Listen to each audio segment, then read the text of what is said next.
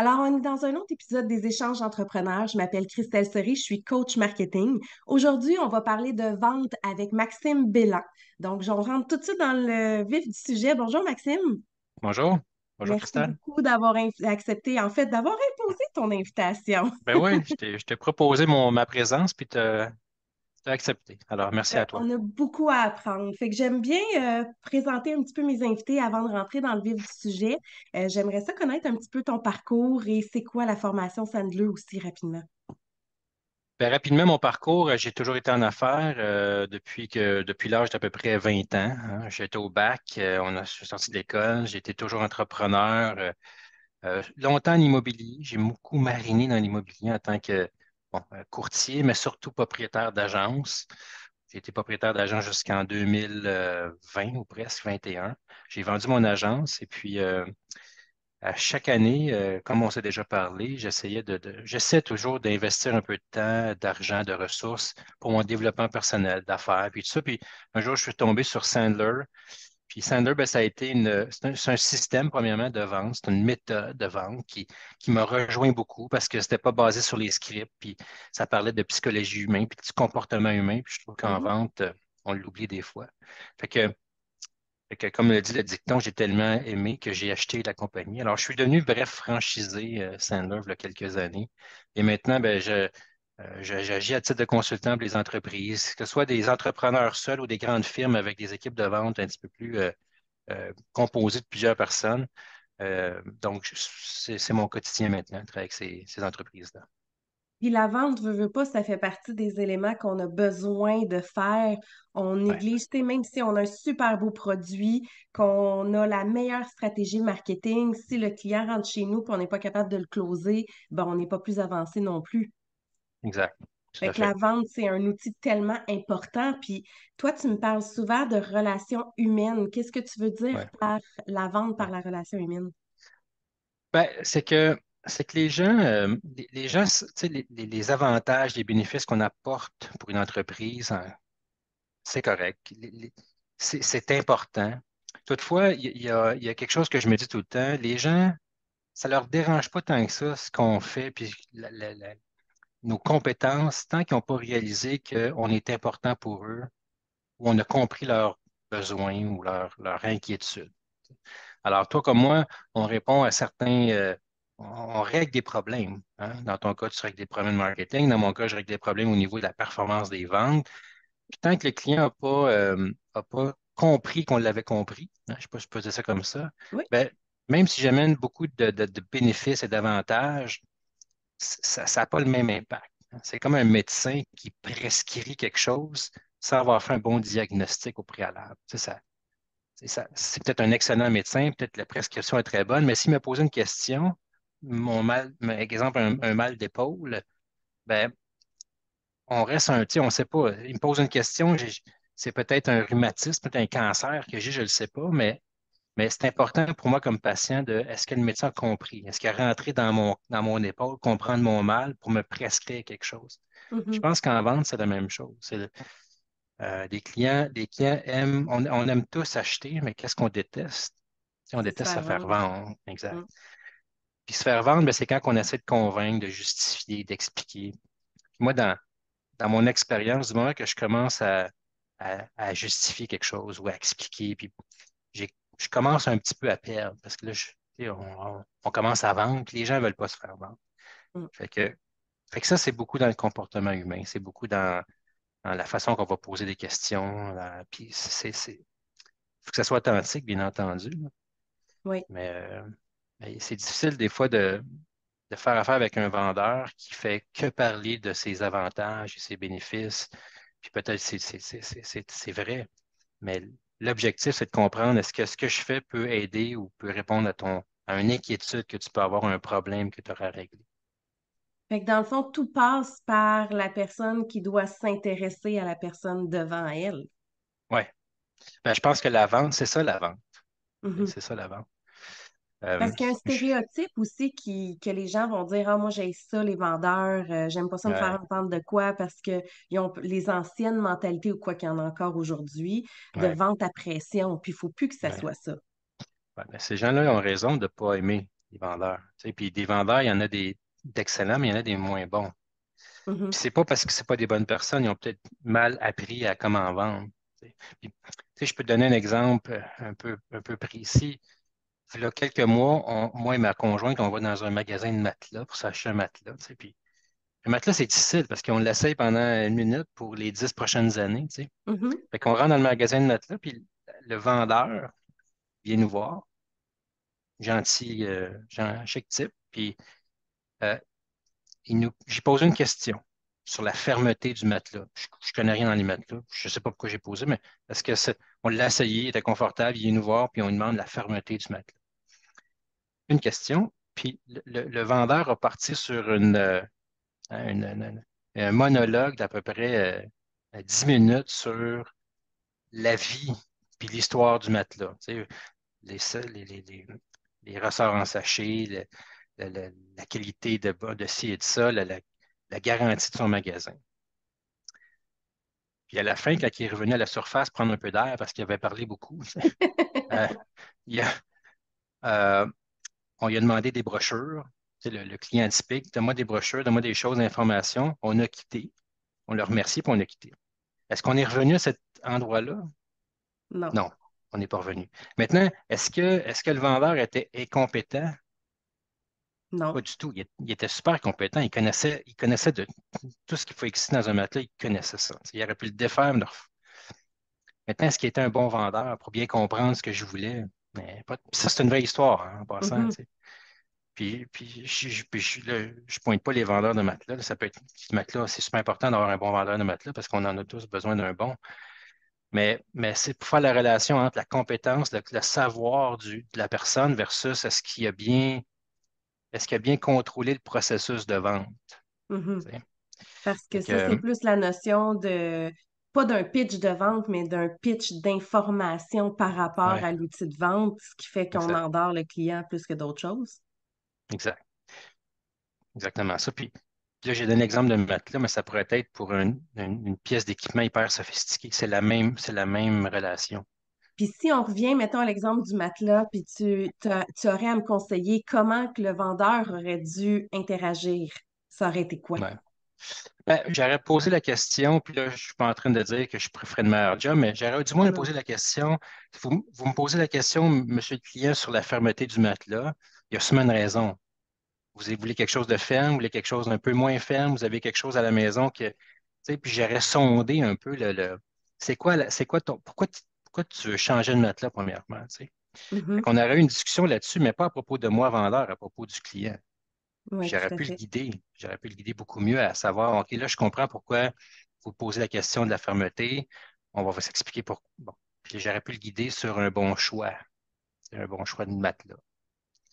Fait que dans le Alors, fond, c'est d'aller chercher le besoin, puis après ça, pouvoir mieux le conseiller. Fait que tu achètes ou que tu n'achètes pas, ton service puis ton ressenti par rapport au service va toujours être supérieur du ouais, moment où tu as l'impression que tu te fais écouter. exact. Puis je pense que c'est la méthode la plus facile pour un vendeur, peu importe l'industrie, de connaître les besoins ou on va appeler ça les douleurs. Hein. Les douleurs, Mhm, c'est pas, c'est commun en vente. Là. N'importe qui est en vente comprend le concept de douleur. Tu sais. Mais une fois qu'on a compris la douleur, on a saisi, OK, voilà pourquoi qui vient me voir, voilà pourquoi c'est beaucoup plus facile de guider le client vers un bon choix.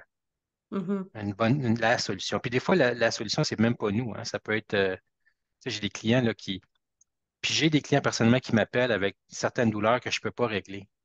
Parce que, je sais pas, soit que le timing n'est pas bon, soit que le budget n'est pas encore présent, peu importe. Tu sais. Fait que, mhm. fait que Puis tu les des fois, réfères quand tu es capable pour leur c'est ça. permettre de compléter ton service peut-être Ouais, ailleurs, mais exact. ils gardent ton nom puis une note positive avec toi. Exact. Exact. Puis Il y a, la il y a- il y a vente, différentes raisons. Puis la vente, c'est pas une formule tout faite, tu sais. Je pense pas que tu peux avoir, tu m'as parlé tantôt, ben, dans ton introduction, tu disais c'est pas un script de vente. Fait que Ouais, c'est pas quelque chose que tu peux planifier d'avance puis écrire puis faire A, B, C, D, E, voici comment ça ouais, marche. Comment tu l'approches ça à un client qui est, tu sais, qui sait plus ou moins comment vendre ou qui est pas à l'aise ou qui a toujours l'impression que quand il vend, ouais. il force le client. Ouais, c'est une bonne question. C'est ce que j'ai réussi à mettre en place ces dernières années, c'est un système, c'est une méthode. Donc, j'ai fait un mapping de mon processus de vente. Il y en a qui vont se reconnaître dans ces. Fait que, on a mappé les étapes du premier coup de téléphone, de la première introduction jusqu'à l'étape finale. Une Mhm, fois qu'on a mappé les étapes, puis on peut pas besoin d'en avoir beaucoup, on peut en avoir 4, 5, 10, 12, bref. Une fois qu'on a mappé les étapes, c'est beaucoup plus facile de mettre une méthode d'abrier une méthode par-dessus les étapes. Ce qui veut dire que, tu sais, je dis toujours à un client, c'est nous les experts, right? Si quelqu'un vient mhm, me voir, c'est moi l'expert. Si quelqu'un va te voir toi, comme on s'est déjà rencontré dans le passé, c'est toi l'expert dans ton domaine. Donc, si c'est moi qui prends le contrôle de la discussion, puis c'est pas moi l'expert, si mettons je fais affaire avec toi, puis c'est pas moi l'expert, puis je prends le contrôle de la discussion, puis le contrôle du processus de vente, ben, je risque à la fin de, tu ne pourras pas bien me guider, hein, tu ne pourras pas bien me montrer, comprendre mes besoins, comprendre ce que je veux régler comme problème. Puis ça, ben, souvent, on oublie ça en vente. Tu sais, je mhm, dis toujours, le client est en contrôle de la décision. Mais je suis, comme professionnel, en contrôle du processus. Je suis celui qui va t'aider à prendre la meilleure décision. C'est peut-être moi, c'est peut-être maintenant, c'est peut-être pas moi, puis c'est peut-être plus tard, je ne sais pas, mhm. mais le client est en contrôle de la décision, puis je demeure en contrôle du processus pour s'y rendre. Alors ça, c'est ce que le système vient faire. Il vient prendre, il vient s'assurer qu'on a une bonne discussion orientée sur le client, parce que la vente, c'est pas pour nous, vendeurs, c'est à propos, hein, de notre client. Puis de poser les bonnes questions, bien comprendre, descendre la garde, hein. Les Mhm, gens, comme on dit tantôt, les gens ils aiment tous acheter, mais détestent se faire vendre. Puis des fois, on a l'impression de jouer au poker avec un vendeur parce qu'on mhm. soit que le lien de confiance n'a pas été tissé assez serré ou peu importe la raison. Fait que le système qu'on met en place vient défaire ça un petit peu. OK. Vient descendre la garde, faire en sorte qu'on ait une discussion authentique, que tu n'as pas peur de me partager certaines douleurs que tu as, certains enjeux que tu vis, parce que tu sais qu'à la fin, la décision qui va être prise, c'est toi qui vas la contrôler. Je ne te pousserai pas à, tu sais, le fameux always be closing, là, qui, tu sais, ça aussi, des fois, ça règne un petit peu en vente, là. Fait qu'on va essayer de se qualifier l'un l'autre tout au long du processus, puis à la fin, ben, il y a une décision qui va être prise. Mhm. C'est peut-être oui, c'est peut-être non, c'est peut-être on va se rappeler plus tard, mais il y aura une décision qui sera prise. D'où l'importance de ne pas utiliser trop d'automatisation, parce que la mode en ce moment, c'est ça, tout automatiser, Ouais, même ton processus de vente. Mais dans ce que ouais, tu m'expliques, c'est le fait d'apprendre à connaître le client, si tu as des questions tout faites, automatisées, puis qu'il n'y a même personne derrière pour répondre, ouais, c'est sûr que ça t'aide pas tu sais, à classer ton client ou à répondre à ses vrais besoins. Fait que je pense que c'est en tout cas, mon feeling, c'est que dans notre univers d'automatisation, qui peut être vraiment merveilleux, l'automatisation, je trouve que ça compte pas, ça a une grosse lacune par rapport au système de vente. ouais, Puis tu viens me l'expliquer en faisant ça, ton processus, il faut qu'il soit humain derrière ça. ouais, ouais. Ouais, puis là, on entend beaucoup de l'intelligence artificielle, hein. Puis est-ce que Mhm, ça va venir perturber le monde de la vente? Ça va peut-être la faciliter à certains aspects du mhm, processus, mais je pense pas que ça peut remplacer l'humain. En tout cas, qui je suis pour le dire, là, mais d'après moi, l'humain va être crucial au centre du processus de vente parce qu'il va mhm. falloir qu'on comprenne les besoins. Est-ce que la machine va être assez intelligente pour déceler ça, puis avoir une conversation?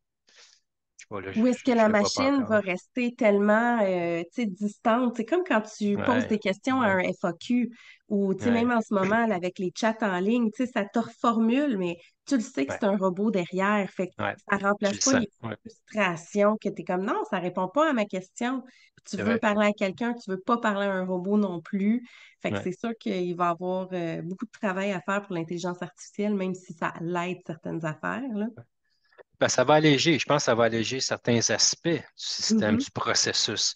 mhm. Mais l'humain, comme je dis, va rester au centre. Je pense qu'il va rester au centre. Tu sais. Donc, J'espère. puis comment ça m'aide l'intelligence artificielle? C'est moi, si je fais affaire avec une industrie que je ne connais pas, ben, Mhm, je pense tu sais, l'intelligence artificielle peut m'en donner beaucoup d'informations.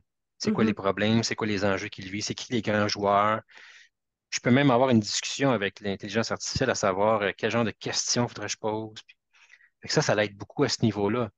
Mais de là à aider dans le processus pour aider le client à prendre une bonne décision, je pense pas que, en tout cas, actuellement, une machine qui peut faire ça. Mm.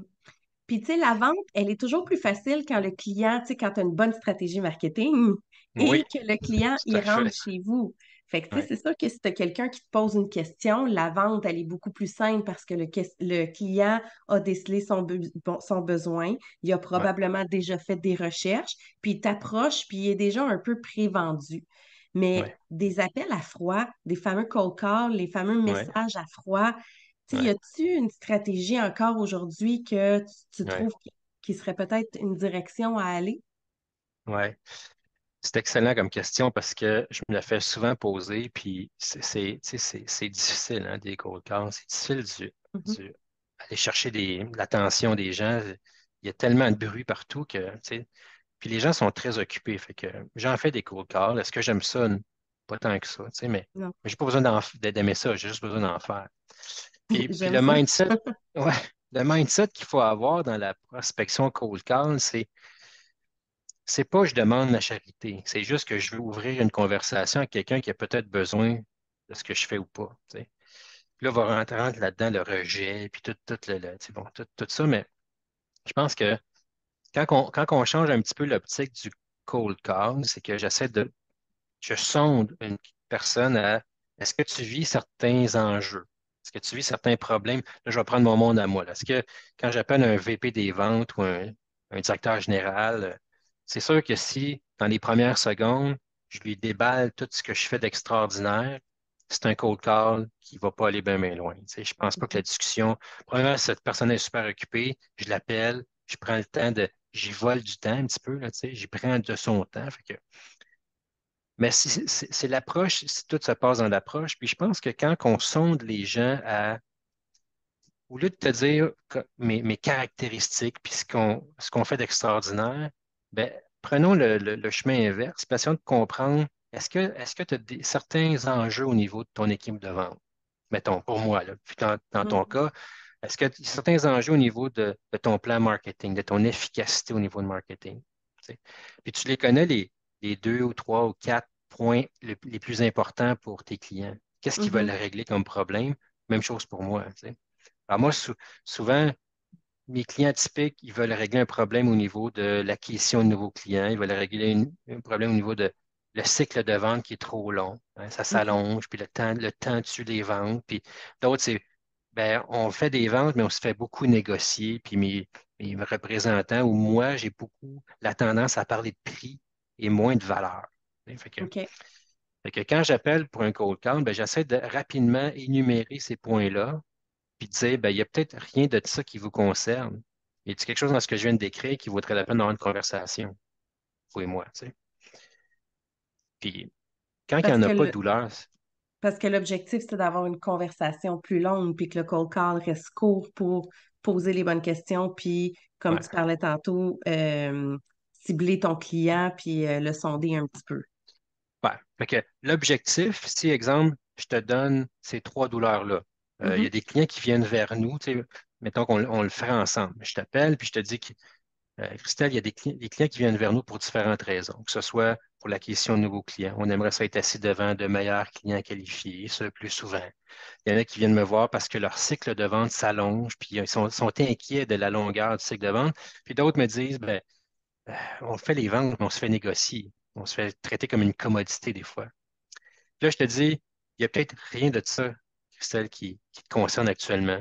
Mais y a quelque chose que je viens de décrire qui vaudrait la peine d'avoir une conversation? Là, qu'est-ce que tu pourrais me dire? Tu pourrais me dire, mettons, ben oui, justement, au niveau de la prospection, c'est difficile. Tu sais. Donc, là, tu veux ouvrir une conversation, puis on va parler de prospection. Puis la conversation à partir de ce point, ce moment-ci, là, quand tu veux l'ouvrir, elle va être à propos de qui? De moi ou de toi comme cliente, selon toi? Toujours du client. Exact, ça va être à propos du client. Tu sais. Fait que le client va parler de lui-même, de ses problèmes, de ses enjeux. Est-ce que ça va prendre 30 secondes ou 5 minutes? Je ne le sais pas. Mais ça ne sera pas à propos de moi. Tu sais. Éventuellement, il va falloir que je parle de moi parce qu'il va falloir qu'on dise comment est-ce qu'on. Mais ça n'arrivera pas dans le cold call parce que le cold call, je ne veux pas rien vendre autre que peut-être une rencontre d'une demi-heure, bref, peu importe le- le processus de tous et chacun, mais dans un cold call, il ne faudrait pas que ça prenne plus que 5 minutes, mettons. Mhm, Puis tout ce que je veux vendre à la fin de ça, c'est une rencontre d'une demi-heure, 1 heure, tu sais, pour parler un petit peu plus dans le détail de ce qu'on peut faire pour vous. Fait que dans cette optique-là, pour revenir à ta question, ben, j'élimine un peu le syndrome de j'appelle parce que je veux demander la charité, tu sais, mhm. j'achale quelqu'un. Tu sais, c'est pas instantané, là. C'est pas en claquant des doigts que tout d'un coup, on vient qu'être à l'aise à faire des cold calls, mais c'est l'optique qu'on a, puis c'est le mindset qu'on a par rapport à ça qui influence beaucoup ce qu'on dit, puis comment on réagit dans un cold call. C'est comme quand tu es jeune puis tu apprends à faire tes lacets. C'est pas du premier coup que ça marche bien, mais Non, tu es rendu à, tu sais, mettons que tu commences à 4 ans, mais quand tu es rendu à 6, ouais, 7, 8 ans, tu poses même plus la question sur c'est comment t'acheter automatique. tes lacets. Fait que même Exact. principe en vente, ton premier cold call, il est difficile, mais ton cent Ouais, cinquantième, t'es pas mal plus habitué. ouais, exactement. Tu es plus habitué, puis quand tu es plus habitué, ben, ton intonation est meilleure, la façon que tu dis les choses, c'est plus précis. Tu vas mettre Mhm, peut-être un peu d'accent sur certains mots. Tu sais. Donc, je ne suis pas un fan de script, mais s'il y avait un script, tu sais, un acteur, quand il apprend ses lignes par cœur, mhm, c'est quand il les connaît par cœur qu'il peut mieux mettre de l'émotion dans la scène. Si on veut. Tu sais, c'est vrai. il lit pas au tableau tous ces trucs. Tu sais. Fait que, comme je ne suis pas un grand fan de ça, de script, mais plus on pratique un élément dans notre travail, comme toi, comme moi, mais meilleur on vient à. Puis la vente, c'est du comportement humain, beaucoup, beaucoup. Mhm, Fait que c'est la façon qu'on dit les choses, la vitesse à laquelle on les dit, les mots qu'on utilise, les questions qu'on pose. Fait que ça passe beaucoup par la communication. mhm. Puis d'apprendre à connaître ton client aussi, ton client potentiel. Je pense de faire une recherche avant de communiquer Ouais. avec le client aussi. Mhm. C'est un Mhm. élément qui est important. Tu sais, Ouais. combien de fois, moi, par jour, je me fais solliciter, mettons, sur LinkedIn, puis de un, je reçois un message long de même de vente sur LinkedIn dans de la messagerie quand c'est censé être deux, trois lignes maximum, mettons. Ouais. Puis tu le sens que c'est de la sollicitation, ben Ouais. souvent, on en reçoit tellement que s'il y a pas, on n'a pas l'impression que c'est quelqu'un, c'est Maxime qui vient me parler directement et pas un robot ou un message de vente, ben Ouais. on dirait que tes barrières, ils tombent en partant aussi. Fait Ouais. qu'apprendre à briser cette glace-là, c'est Ouais. important aussi. Ouais. Puis en cold call, c'est pas facile. C'est un excellent point que tu apportes. Puis en cold call, on a combien de temps pour attirer l'attention de quelqu'un? Mhm, 6, 7 secondes, 8 peut-être, si on est chanceux. Tu sais. Fait que les mots doivent être très bien utilisés au bon endroit. Puis il faut, tu sais, ce que je dis, c'est qu'il faut briser des patterns. C'est sûr que si quelqu'un répond, qui est en train de faire quelque chose, puis il répond à ton appel, il n'attend pas l'appel, il n'attend pas un cold call. Il a décidé de la mhm, prendre quand même, mais tu sais, fait qu'il faut briser des patterns, il faut attirer l'attention, il faut s'assurer que par différentes techniques qu'on va faire, qu'il arrête de faire ce qu'il fait pour prendre 4 secondes pour t'écouter ou 5 secondes pour t'écouter. Puis ça, ben, c'est très subtil, hein. Ça prend un peu de finesse des fois. Puis c'est pas de la manipulation, c'est juste de s'acheter. Tu sais, euh, moi, j'aime utiliser la pause, là. Je veux pas, tu sais, je suis pas des grands secrets, là, mais j'aime le silence dans une conversation. Je suis confortable avec le silence. Fait que dans un appel, si je t'appelais en prospection, tu es en train mhm, de faire quelque chose, puis je vais te dire, bon, bonjour Christelle, mon nom est Maxime Bélan. Puis là, j'arrête de parler. Ben, il risque que tu te dises, puis on se connaît, mais si on ne se connaissait pas, tu risques d'arrêter ce que tu fais pour dire, Maxime Bélan, c'est qui exactement? Je le connais dessus, je l'ai-tu entendu? Et tu vas arrêter ce que tu vas faire. Fait que juste le petit 3 secondes de pause va faire que OK. ça va ralentir un peu ce que tu faisais. Puis là, je vais te dire probablement que mon nom ne dit absolument rien. Non, c'est pas grave. J'ai besoin de 30 secondes de votre temps pour dire la raison exacte de mon appel, puis vous me direz s'il y a lieu de continuer notre conversation. Là, OK. je vais rentrer ces quelques douleurs-là que j'ai dit tantôt, là. Mais c'est pas évident, tu sais, c'est pas facile. Mais plus on le fait, plus on devient confortable dans notre inconfort, mettons. Mais j'aime ça, la pause, parce que c'est vrai, tu sais, pendant que tu me parles, je réfléchis. C'est vrai que Ouais, souvent, quand quelqu'un appelle puis qu'il se présente, le premier réflexe, c'est de scruter, OK, de où je le ouais, connais, surtout avec ouais, des gens en affaires qui rencontrent beaucoup de monde. Fait qu'ils se posent des questions sur un 5 à 7, sur un réseautage, exact, sur une conférence que j'ai faite, peu importe. Fait que c'est ouais, vrai qu'il y a cette approche-là. Puis, il y a quelque chose que j'aime beaucoup de toi, c'est ton côté très calme. ouais. Fait que Tu m'as fait dire contrairement ça souvent. oui, ben on s'entend que souvent, le réflexe, en tout cas moi, mon réflexe personnel, c'est quand quelqu'un m'appelle puis qui est en mode action, ou même par messagerie, parce que c'est sûr que la messagerie, je me fais beaucoup plus solliciter par là, mais quand tu le sens comme le côté comme faut que je te vende de quoi, même si c'est une phrase, même si c'est je vais juste prendre 2 minutes de ton temps, mais dans l'intonation, il y a quelque chose qui fait qu'on ressent que c'est de la vente, puis qu'on est Ouais, déjà comme un peu plus ouais, sur le frein. ouais, Fait que le côté calme exactement. que tu apportes, ben, j'ai plus envie de t'écouter que quelqu'un Ouais, qui est conscient que son objectif, c'est ouais, en 2 secondes de te vendre quelque chose. exact. Puis ça, ben, on n'a pas beaucoup de temps pour faire ça. On n'a pas beaucoup de temps pour mettre cette temps, tu sais, descendre la gare. Tu sais. Mm. Fait que oui, mon calme, je me le fais dire. Puis des fois, c'est un enjeu aussi parce qu'il faudrait que je mette un peu plus de vitalité dans certains moments. Mais bon, on est toujours en train de s'améliorer à quelque part. Mais la pause, c'est quelque chose, j'ai beaucoup de difficultés au début à utiliser la pause parce que c'est un peu en anglais awkward, là, tu sais, c'est un peu Mhm. bizarre. Faire un appel, dire son nom puis d'arrêter de parler. Tu sais, ça fait weird un peu, mais puis l'objectif, c'est simplement de s'assurer que le client, est-ce que ça marche parce que je ne le vois pas, le client est au téléphone, mais j'entends les gears dans sa tête tourner, là. Quand je dis Maxime, de Sandler, puis là, j'arrête de parler, je sais qu'il réfléchit. Fait que s'il est en train de faire quelque chose, il faut nécessairement qu'il arrête, ne serait-ce qu'une seconde ou deux, et dire Maxime, ben là, je l'ai-tu vu dans une chambre de commerce? Je dis bon. Fait que moi, c'est pour ça que je fais ça. Tu sais, c'est juste pour ralentir un peu tout le brouhaha dans sa tête pour qu'il se concentre, ne serait-ce qu'une couple de secondes sur ce que je vais lui dire. Peut-être probablement que mon nom vous dit absolument rien. Ça, je me mets dans une situation un petit peu là, vulnérable, si on veut, puis je le fais intentionnellement. Mhm. Non, pas du tout. C'est pas grave, c'est pas important. Maintenant, j'ai besoin de 30 secondes de votre temps pour dire la raison exacte de mon appel. Et vous me direz si ça vaut la peine de continuer. Fait que tous les mots sont pesés, toutes les petites affaires sont pesées, sont mesurées, sont réfléchies. Puis c'est très rare que j'engage pas de conversation parce que j'ai des ventes à toutes les fois. Pas du tout, là, loin de là.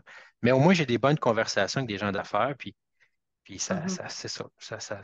Ça rend les discussions intéressantes. T'amènes un bon point, tu sais, on fait pas toujours, c'est pas toujours des ventes qu'on fait quand on rencontre quelqu'un, mais si Ouais, on laisse une bonne impression dans la tête des gens puis qu'on reste dans ce réseau-là, ben mhm, on peut travailler ensemble des années plus tard où la personne peut nous référer des années plus tard exact, ou juste exact. parler de nous ou nous avoir connus puis nous liker sur LinkedIn qui fait que les gens vont voir notre profil, tu sais, fait que toutes les relations sont bonnes aussi, comme tu dis, Ouais, même si ça mène pas à une vente, ça fait une ouais, relation d'affaires. ouais. Puis je serais bien découragé si à toutes les fois je fais un appel, toi aussi, quand toutes les fois qu'on fait un appel, on veut faire une vente, là, tu sais. Ça serait tough sur le moral parce qu'on a beaucoup plus d'échecs qu'on a de victoires, hein? Oui, oui, oui, oui. Puis j'aimerais ça qu'on jase un petit peu de la messagerie parce que c'est quelque chose qui est existant. Puis je t'explique ma problématique, puis j'aimerais ça que tu me parles après de ton impression. Euh, il y a beaucoup de, sans nécessairement les nommer, mais parce que dans mon exemple, c'est des MLM qui font ça, donc tu sais, des ventes à palier. Puis à ma fête, à chaque fois que c'est ma fête, je reçois toujours des messages privés. Fait que, puis je vais t'expliquer un peu le concept. Fait que je reçois toujours Hey, bonne fête, Christelle. Fait que là, je suis contente, je réponds, merci. Puis là, c'est toujours la même phrase parce que, tu sais, on s'entend, c'est ce qu'ils se sont fait apprendre à dire dans leur stratégie. Puis, qu'est-ce que tu fais de bon aujourd'hui? Mais la plupart du temps, c'est des gens que je connais pas. Fait qu'ils rentrent dans un côté intrusif. Puis Mhm, quand tu réponds, puis là, tu réponds quelque chose, automatiquement, ils viennent avec leur troisième message. Puis là, dans ce cas-là, c'était une compagnie de perte de poids. mhm, Fait en plus, là, on rentre là-dedans, puis leur message, c'est est-ce que tu veux reprendre ta santé en main pour la nouvelle année et perdre du poids? Fait que là, tu rentres dans un modèle très, très, très personnel, même frustrant à la limite, parce que je suis comme, OK, qu'est-ce que tu veux dire? et Puis là, toi, quand hein? tu vois que c'est répétitif avec plein de monde, tu le réalises. Mhm, Ça, là, ces modèles-là intrusifs, sans vraiment connaître le client, qu'est-ce que tu penses de ça? ouais. Euh, écoute, tu es en vente, moi aussi, puis on n'a pas besoin d'être en vente pour flairer ça, hein, le Mhm, côté Ah, tu m'appelles me vendre quelque chose. Tu sais. mhm, C'est correct à la limite, moi aussi, j'imagine que. Puis tu sais, l'image, le mettre en image, c'est une porte de garage, là, quand on pèse sur notre manette, là, elle commence à descendre. Hein. Fait que mhm, du moment que quelqu'un répond au téléphone, la porte commence à descendre. C'est automatique. Parce que là, du moment qu'ils sentent que c'est un appel de prospection, c'est comme un requin qui sent le sang des dizaines de kilomètres. mhm. On veut pas s'embarquer là-dedans. On veut raccrocher. On voit tous les moyens de raccrocher. Il y en a qui le font qui raccrochent tout simplement, là, qui le font plus avec, dépendamment de type de personnalité, hein, qui vont Oui. prendre un petit peu plus de finesse. Mais qu'est-ce que je pense de ça? Et en ayant cette optique-là du moment que la personne décroche, la porte commence à fermer, puis il faut que je la bloque à quelque part. Ben moi, j'ai pas trouvé la bonne façon. Je ne pense pas que c'est une bonne façon de s'y prendre, de dire voici pourquoi, ou comme la question que tu avais, est-ce que vous êtes tanné de votre prise de poids ou je ne sais pas quoi, tu sais. Euh, Moi, je trouve que ça fait un peu manipulateur, ça fait un peu de la manipulation. Surtout si on me demande en premier, bonjour Christelle, comment vas-tu aujourd'hui? Tu sais, ça fait intrusif. Je pense que le bon mot, Mhm, mhm, bon mot, c'est intrusif. Mais puis ça, ben, on n'a pas le temps pour ça. On n'a jamais le temps pour ça. On n'a jamais le temps de se faire dire pourquoi, qu'est-ce que tu peux faire pour moi. On a mhm, peut-être plus de temps de dire voici c'est quoi mon problème. Voici c'est quoi mes enjeux sur la perte, la prise de poids. Puis j'en ai, je prends de l'âge, puis il y a des choses tu sais, que peut-être mon métabolisme ralentit, je ne sais pas. J'aimerais ça entendre des façons de garder, de gérer mieux mon poids. Mais si tu t'y prends voici, as-tu un problème de gestion de poids? Puis est-ce que tu aimerais, est-ce que je peux te dire comment je peux t'aider? J'ai pas le temps. On n'a pas le temps mhm, pour ça. On est trop occupé. Mais si tu me sondais à l'inverse, euh, peut-être que c'est pas un problème pour vous, M. Bélan, mais si, est-ce que ce que j'entends ou ce que les gens viennent vers nous, c'est pour exemple, bon, gestion du poids, que ce soit, peu importe la raison, ces gens-là ont des meilleures lignes que moi, là, mais si on me oui. sonde sur des problèmes que j'ai, ben peut-être que ça va dire, ben oui, justement, ça, j'ai peut-être un petit problème à ce niveau-là. J'aimerais ça t'entendre pour tel point. Tu sais. Mhm. Ça va ouvrir une conversation. Est-ce que ça va ouvrir pour chacune des personnes qui vont appeler? Peut-être pas. Mais il va Mais peut-être du moins, avoir j'aurais. moins de refus. Ouais. Il va y avoir pas. Tu sais, c'est la garde. On lève notre garde. On vient que se protéger. Puis on veut Mhm, pas on veut pas du moins le moins possible. Je sais pas, je peut-être généralise, mais parler avec un vendeur, j'en suis un, là, tu sais. Parler avec un vendeur puis se faire convaincre de quelque chose par quelqu'un qu'on connaît pas, bonne chance, là. mhm. C'est, C'est pour ça qu'ils c'est ont pas. sorti aussi un peu le mot conseiller au lieu de vendeur. Je Ouais, pense que ouais, ça l'apporte quelque chose de différent dans notre tête si en même temps le ouais, conseiller puis le vendeur, c'est pareil. c'est Mais vrai. on a moins l'impression de se faire mettre quelque chose tout Ouais. cru dans la tête. Un conseiller, ça ne veut pas nécessairement te vendre. Un conseiller va t'aider à faire un bon choix, peut-être. C'est comme je disais Mhm, tantôt. C'est ça que ça fait un conseiller. Ça t'aide à, tu sais, ça te guide vers un choix à faire. mhm, OK. Puis en même temps, c'est ça la vente aussi en même temps. Tu sais, c'est sûr que si quelqu'un essaie de me manipuler, à me vendre quelque chose que je n'ai pas besoin, comme j'ai l'impression qu'il veut juste regarder combien que j'ai dans mon portefeuille pour voir comment est-ce qu'il peut prendre, ben, qui veut être dans une situation comme ça? Pas beaucoup de monde, je pense. Mm, Mais si à la place, on vient dire peut-être que ce que j'ai ne te convient pas, peut-être que ce qu'on vend, c'est pas ce que tu recherches, mais qu'est-ce que tu dirais si on se posait quelques questions, prenait le temps de le découvrir, puis à la fin, ben, tu prendras une décision, mais j'ai des questions peut-être à te poser, puis la même chose pour moi, puis c'est bon. Fait que ça, c'est un processus maintenant qui est plus digne du conseiller de confiance que peut-être du vendeur. OK? mhm. C'est vrai, j'aime ça. Mettons en conclusion, parce que le temps passe vite, si tu avais Oui, à donner là, un conseil numéro un à un entrepreneur qui veut vendre ses produits et ses services, je sais qu'il y en a 1 million qui te viennent en tête, mais si tu avais à ouais. en choisir juste un, ça serait quoi? Conseil, ben que c'est pas à propos de vous, c'est à propos du client. Fait que arrangez-vous pour toutes vos conversations. Il y en a plein, hein, ça se bouscule les conseils que je peux te donner, mais celui qui m'aide beaucoup, euh, c'est que c'est pas à propos de moi la vente, c'est à propos du Mhm. client. Puis plus j'instaure cet environnement-là dans une discussion, plus la confiance va s'élever. Puis plus il y a de la confiance, ben, plus que je risque à la fin, ben, il y ait une conclusion favorable, autant pour OK. moi que pour le client. Un gros merci, Maxime, pour ton temps. Ça me Si fait on veut plaisir, te merci à toi. rejoindre, puis si on veut te rejoindre, on fait ça comment? Ben, il y a téléphone. J'aime encore beaucoup le téléphone, 514-248-4001. Mais sinon, il y a mon LinkedIn qui est Maxime Bélan. Alors, on peut me rejoindre facilement par là. Excellent. Ben, merci beaucoup pour ton temps. Merci à toi. Bonne journée. Bye bye. Toi aussi.